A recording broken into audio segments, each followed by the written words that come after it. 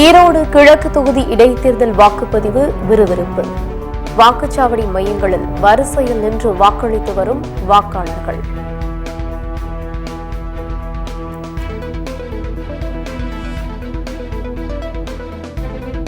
ஈரோடு கிழக்கு தொகுதி இடைத்தேர்தலையொட்டி அனைத்து வாக்குச்சாவடி மையங்களிலும் பலத்த பாதுகாப்பு.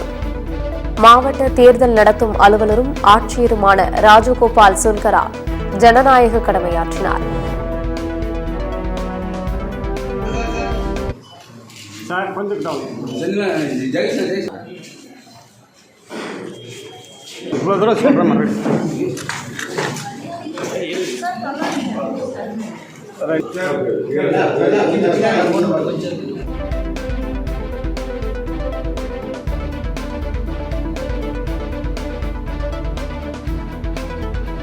ஈரோடு கிழக்கு தொகுதியில் திமுக மிகப்பெரிய வெற்றி பெறும். சூரம்பட்டி வாக்குச்சாவடியில் வாக்களித்த திமுக வேட்பாளர் சந்திரகுமார் பேட்டி.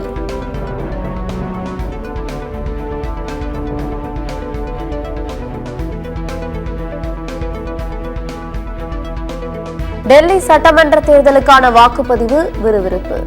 மொத்தமுள்ள 70 தொகுதிகளுக்கும் ஒரே கட்ட வாக்குப்பதிவு.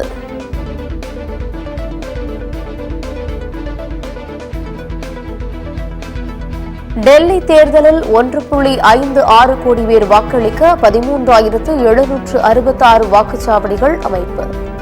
699 வேட்பாளர்கள் களத்தில் உள்ளனர்.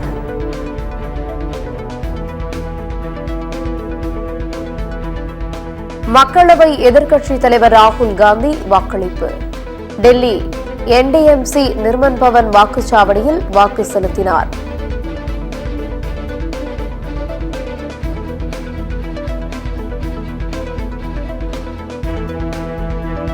மேட்டூர் அணைக்கு நீர்வரத்து குறைவு. வினாடிக்கு 318 கன அடியிலிருந்து 155 கன அடியாக குறைந்தது.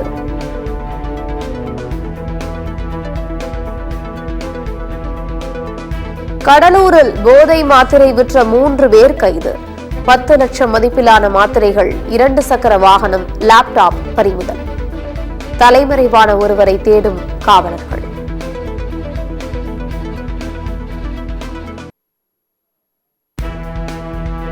சென்னை கோயம்பேட்டில் கடனுக்கு சிகரெட் தர மறுத்ததால் கடை உரிமையாளரை கத்தியால் தாக்கி 2000 ரூபாய் பணம் பறிப்பு.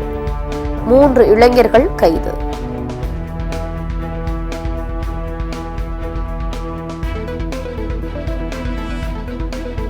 அரியலூர் அருகே நிலத்தகராறில் 200க்கும் மேற்பட்ட தேக்கு மரங்களை வெட்டிய இளைஞர். பாதிக்கப்பட்ட விவசாயி அளித்த புகாரின் பேரில் கைது.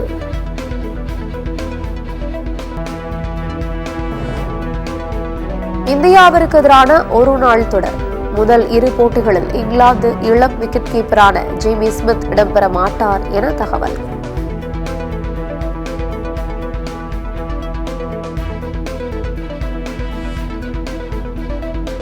பெங்களூருவில் இந்திய கிரிக்கெட் அணியின் முன்னாள் வீரர் ராகுல் டிராவிட் காரும் ஆட்டோவும் மோதி லேசான விபத்து. ராகுல் டிராவிட் காரை வேறு ஓட்டுநர் ஓட்டி வரும் நிலையில் ஆட்டோ ஓட்டுநருடன் ராகுல் டிராவிட் வாக்குவாதம்.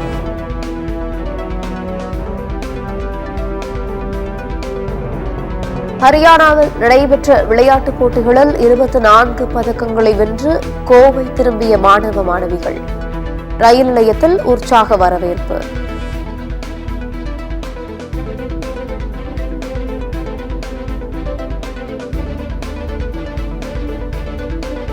இங்கிலாந்துக்கு எதிரான ஒருநாள் தொடரில் இருந்து பும்ரா விலகல். முதுகில் ஏற்பட்ட காயம் காரணமாக விலகியுள்ளதாக அறிவிப்பு.